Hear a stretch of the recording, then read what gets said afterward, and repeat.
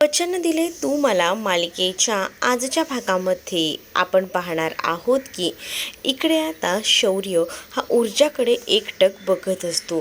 त्याला कुठेतरी असं वाटत असतं की काय सुरू आहे हे. खरंच मी एखादं स्वप्न तर बघत नाही आहे ना, त्याच्या बाजूला ऊर्जा असल्याचं. असंही एका पॉईंटला त्याला आता वाटू लागलेलं असतं. म्हणूनच तर तो ऊर्जाकडे एकटक बघत राहतो आणि तिला विचारतो, मला हे पडलेलं स्वप्न तर नाही आहे ना. त्यावर ऊर्जा म्हणते की नाही, मी सत्यातच तुझ्या समोर आहे. मग आता शौर्य तिला हेही म्हणतो, जर हे स्वप्न असेल ना तर मला माझे डोळे उघडायचेच नाही आहेत. पण आता नाही, असं बोलायचं नाही. तू कधी एकदा शुद्धीवर येतो याची वाट मी केव्हापासून बघत होते आणि तुझे डोळे कधी उघडता येते आणि आता तू डोळे बंद करण्याची गोष्ट करतोयस. हो, मला असं वाटतंय की हे सगळं माझं स्वप्न आहे. कारण ऊर्जा शिंदे चक्क माझ्या बाजूला बसली, जिला माझं तोंडही पाहायचं नव्हतं आणि तीच आज माझ्या बाजूला बसून माझ्याशी बोलायचा प्रयत्न करते. या काही गोष्टी ज्या आहेत ना त्या पटत नाही आहेत ना, म्हणून म्हटलं. असंही आता बोललं जात असतं.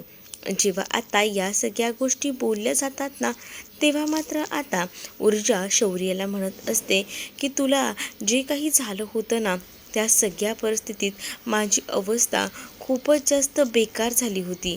मलाच कळत नव्हतं की काय करावं ते.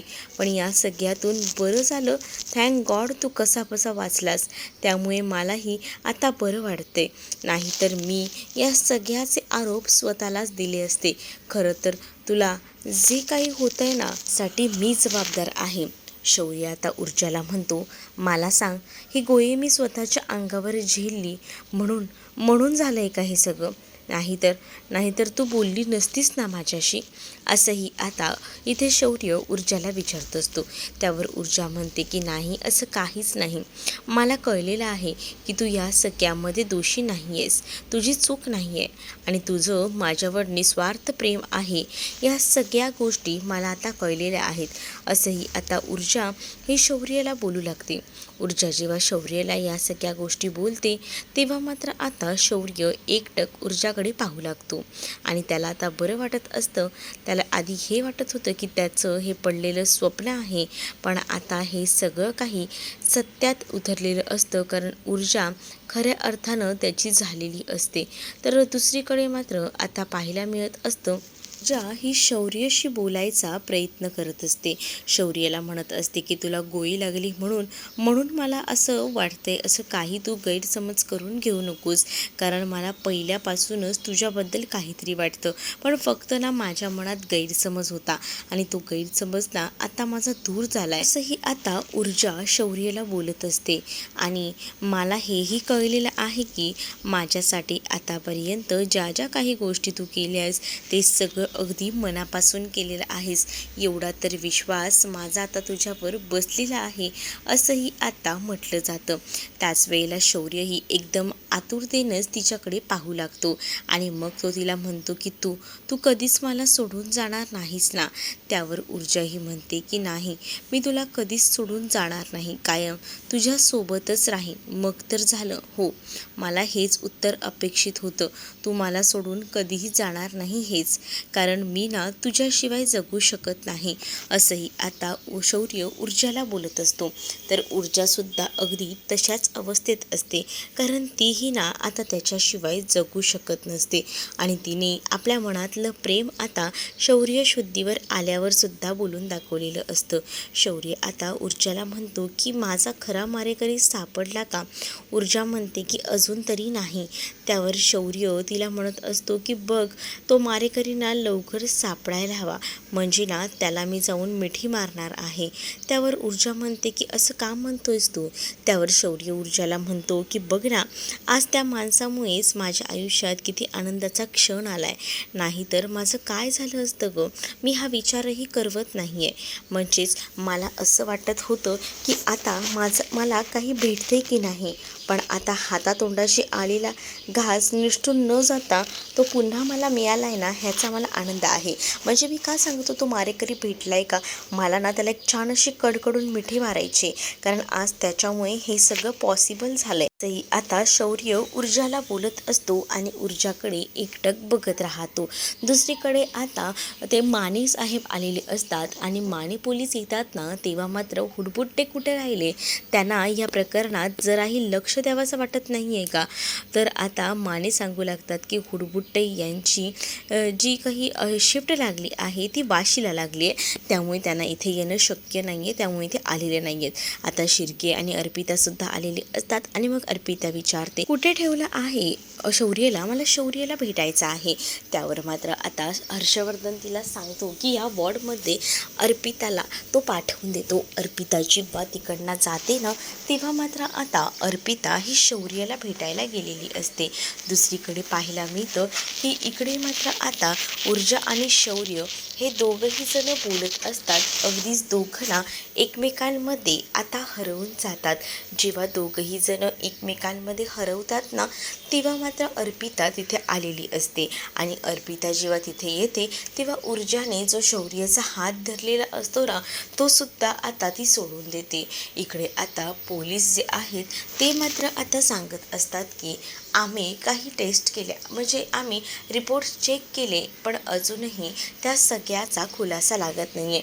मुळात ना आम्ही स्केचही काढलं होतं आणि ते स्केच पण दाखवलं. शौर्यने सांगितलं की त्याला मारणारा तो व्यक्ती नव्हता.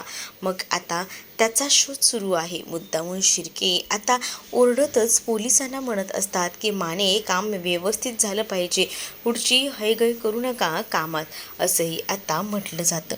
माने म्हणतात की मी माझ्या परीने प्रयत्न करतोय, मला जितकं पॉसिबल होईल ना तितके माझे प्रयत्न सुरूच आहेत, मी कुठेही थांबलेलो नाही आहे, असं देखील आता म्हटलं जातं. जेव्हा आता या सगळ्या गोष्टी बोलल्या जातात ना, तेव्हा मात्र आता हर्षवर्धनही पाहत राहतो. इकडे आता अर्पिता आल्यामुळे ऊर्जाने आता आपली जागा, ज्या जागेवर ती बसलेली असते ती जागासुद्धा आता सोडून दिलेली असते आणि ती आता एकटकच इकडे असणाऱ्या या अर्पिताकडे आणि त्याचसोबत या शौर्यकडे बघत असते. कारण अर्पिताना जेव्हा आता शौर्याच्या बाजूला बसायला येते तेव्हा ती तिच्याशी बोलत असते आणि ती तिला म्हणत असते की बघ, मला वाटते की सगळ्या काही गोष्टी ज्या आहेत ना त्या सगळ्याच वेगळ्या आहेत आणि मुळात ना मी ना आता तुला सोडून कुठेही जाणार नाही. तुझ्यासाठी देवाकडे मी प्रार्थना केली आणि ती प्रार्थना फायनली फळाला आली आणि त्यामुळेच मी ठरवले आता आपलं लग्न होत नाही ना तोपर्यंत मी तुला एकट्याला कुठेच सोडणार नाही आहे, असंही आता काहीसं अर्पिता बोलत असते. हे सगळं ऐकून मात्र आता ऊर्जाच्या पायाखालची जमीन सरकते. दुसरीकडे आता हर्षवर्धन हा पोलिसांना सांगत असतो तेव्हा शिर्केसुद्धा उगाचच ना असं दाखवत असतात की त्यांनासुद्धा या सगळ्या गोष्टीचा किती त्रास होतोय आणि ते सुद्धा त्या मारेकरीच्या शोधात आहेत, असं काहीसं बोलतच आता ते म्हणत असतात की या सगळ्याचा व्यवस्थित शोध लावा आणि मला याचे रिपोर्ट विशेषतः हवे आहेत आणि माने काम करा, कामाकडे लक्ष द्या, असं काहीसं सुद्धा शिर्के ओरडून सांगू लागतात.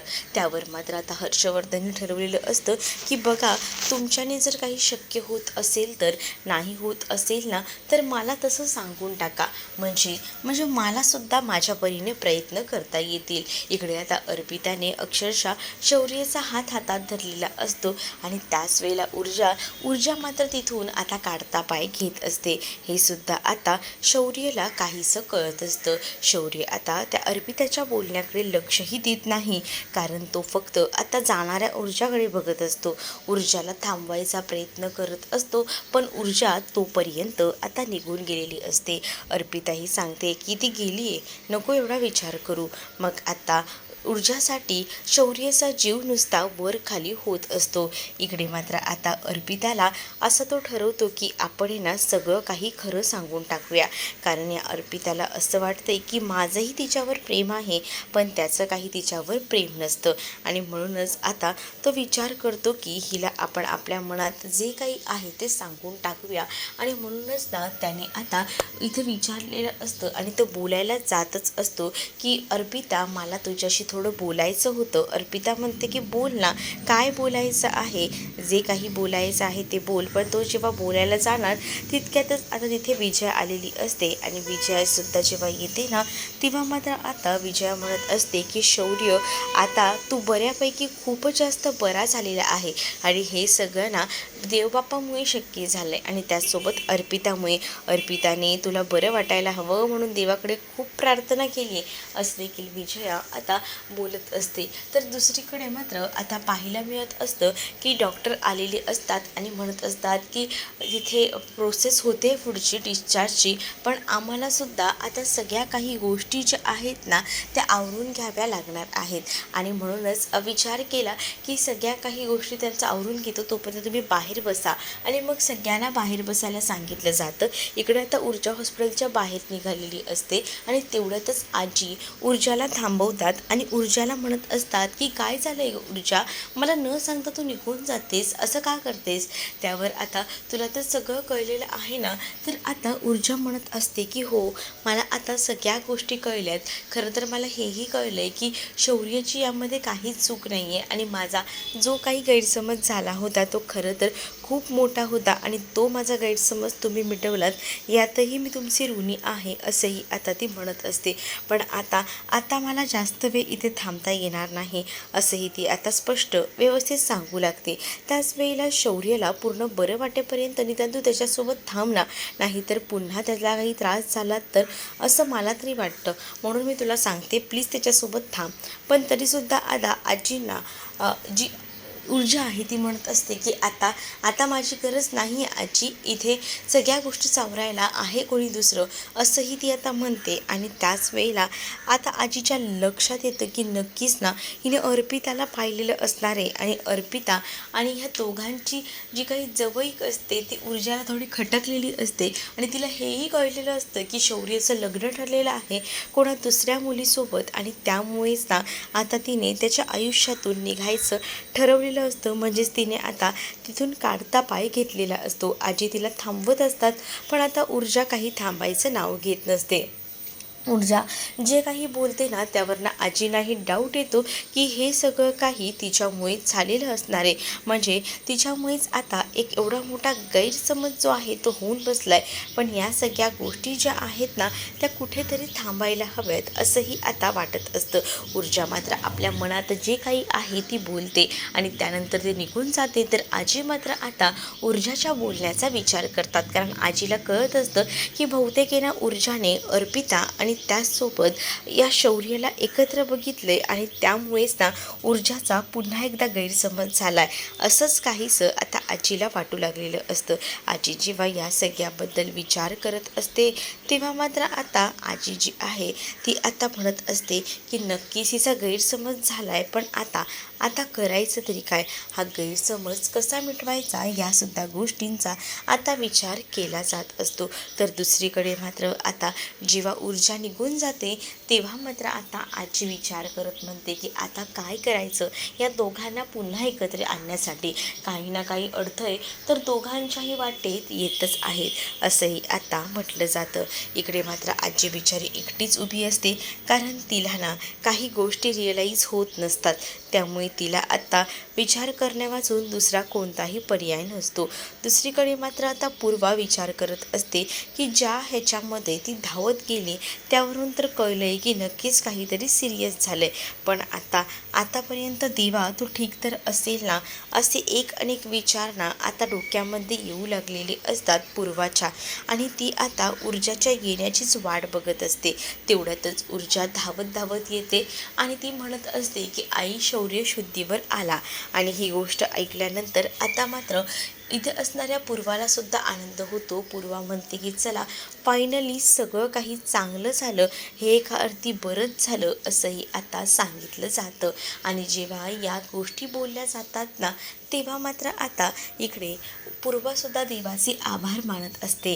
पण त्याच वेळेला आता पूर्वा ऊर्जाला म्हणते की हे कसं शक्य झालं. त्यावर आता ऊर्जा सांगते की डॉक्टरांनी सुद्धा सांगितलं की हे सगळं काही मॅजिक झालेलं आहे आणि खरं तर ना माझाही विश्वास बसत नव्हता, कारण तो कोमात होता आणि अचानक ना सगळं काहीच बदललं आणि तो शुद्धीवर आला आणि त्यामुळेच ना मला या सगळ्या काही गोष्टी कळल्या. आणि त्याच वेळेला डॉक्टरांनी सुद्धा आता सांगितलेत की तो आउट ऑफ डेंजर आहे. आता मला थोडं बरं वाटतंय. हो, आता बरं वाटतंय, मलाही बरंच वाटतंय. पण मला एक सांग, तू धावत पळत गेलीस त्यावेळेला तुझ्या मनात नेमकं काय होतं? म्हणजे त्या दिवशी तर तू मला काही वेगळं बोलली होतीस आणि मग आता आता काय झालं? तुझं प्रेम आहे ना शौर्यवर, असंही आता तिला विचारलं जातं.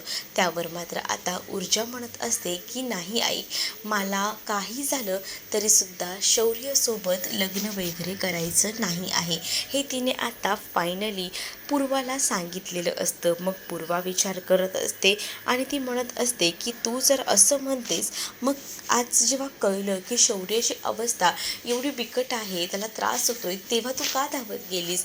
त्यावर आता ऊर्जाकडे या प्रश्नाचं उत्तर नसतं, कारण आता ऊर्जाला काही सुधरत नसतं, कारण तिने अर्पिताला आणि त्याचसोबत इथे असणाऱ्या शौर्याला एकत्र बघितलेलं असतं. शौर्याला आता घरी आणलं जातं आणि शौर्याची खूपच जास्त काळजी घेतली जाते. शौर्याला आता सगळीजण म्हणत असतात की काय हवं नको ना, ते फक्त इथे बसायचं आणि सांगायचं, मग आम्ही सगळ्याच काही गोष्टी हँडल करू. त्याच वेळेला तिसरीकडे आता शौर्य हर्षवर्धनला विचारतो की त्या मारेकऱ्यांचा काही शोध वगैरे लागला का? हर्षवर्धन म्हणतो की नाही, पण तू काळजी करू नको, ही केस मी माझ्या परीने हँडल करणार आहे. तू विचार तर बिलकुलच करू नकोस, कारण मलाही या सगळ्याचा शोध घ्यायचाच आहे आणि यासाठी माझी खूप जास्त मेहनत सुरू आहे. पण तू आता सध्या बरा हो आणि सगळं काही लक्ष तुझ्या फिटनेसकडे दे, असं देखील हर्षवर्धन यांनी आता शौर्यला सांगितलेलं असतं. इथे छान असे सगळीजण बसलेली असतात. तर आता शौर्याची बहीण मात्र आता म्हणत असते की मला ना इथून कुठेही जायचं नाही आहे, मला इथेच थांबायचं आहे, मी इथे दादाची काळजी घेत थांबणार आहे, असंही आता सांगितलं जातं. दुसरीकडे मात्र आता इकडे असणाऱ्या ऊर्जाला विचारलं जातं की नक्की काय मॅटर आहे ते मला सांग, म्हणजे मला नीट काही त्या गोष्टी कळतील, असंही आता विचारलं जातं. पण आता ऊर्जा स्पष्ट सांगते की मला नाही लग्न करायचं आहे शौर्यसोबत, हे माझं विचार पक्का आहे. मग प्रेमाचं काय? मग तू त्या प्रेमामुळेच तर धावत गेली होतीस ना, मग ते प्रश्न कुठे सुटतायत अजूनही? मग आता ऊर्जाच्याही मनामध्ये अगदीच ना काहूर माजलेला असतो. तिलाही कळत नसतं की ती काय करते, काय चाललंय तिच्या मनात. ह्या सगळ्या गोष्टी ना फक्त आता गोल गोल चक्राप्रमाणे फिरत असतात. त्याची उत्तरं ही काहीच ऊर्जाकडे नसतात. ऊर्जाने पुन्हा एकदा गैरसमज निर्माण करून घेतलेला असतो आणि त्यामुळेच हे सगळं काही होत असतं. इकडे मात्र आता पूर्वाने प्रश्न विचारूनही फक्त ऊर्जाने एवढंच सांगितलेलं असतं की मी काही त्याच्यासोबत लग्न वगैरे करणार नाही आहे, तुला जर तसं वाटत असेल तर सॉरी, असंही आता सांगण्यात येतं. जेव्हा आता या गोष्टी बोलल्या जातात ना, तेव्हा मात्र आता पूर्वा ही तर मोठ्या धक्क्यातच असते. ती विचार करते की जर हिला काही वाटत नाही आहे तर मग ही कशामुळे त्याच्यासाठी धावत गेली होती. पण ऊर्जाने अर्पिता आणि शौर्यला एकत्र बघितलेलं होतं आणि त्याचसोबत त्यांचं लग्न ठरले, ही गोष्ट आता कळलेली असते आणि म्हणूनच ती आता पूर्वाला सांगत असते की ऑलरेडी त्याचं लग्न ठरलेलं आहे आणि त्यामुळे ना मी आता कुठेही कोणत्याच गोष्टींमध्ये पुढे जात नाही आहे. तर पुढील भागामध्ये पाहायला मिळतं, इकडे मात्र आता सांगितलं जातं, म्हणजे खरं तर विचारतात की नेमका ऊर्जाचा आणि हर्षवर्धनचा काय संबंध आहे. त्यावर आजी आता सांगू लागते की ऊर्जा आणि शौर्याचं एकमेकांवर मनापासून खूप जास्त प्रेम आहे. ही गोष्ट ऐकल्यावर आता हर्षवर्धन आणि त्याचसोबत विजय ह्यांना धक्का बसतो आणि तर दुसरीकडे आजीने सगळं काही खरं खरं सांगितलेलं असतं.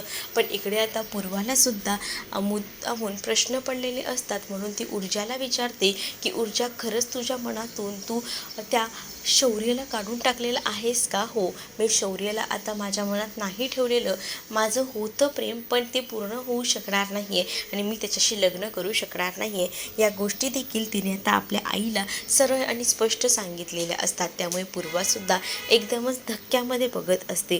तर तुम्हाला हा भाग कसा वाटला आहे ना, हे नक्कीच मला कमेंटमध्ये सांगा आणि अशाच नवनवीन भागांसाठी आपल्या चॅनललासुद्धा सबस्क्राईब नक्कीच करा.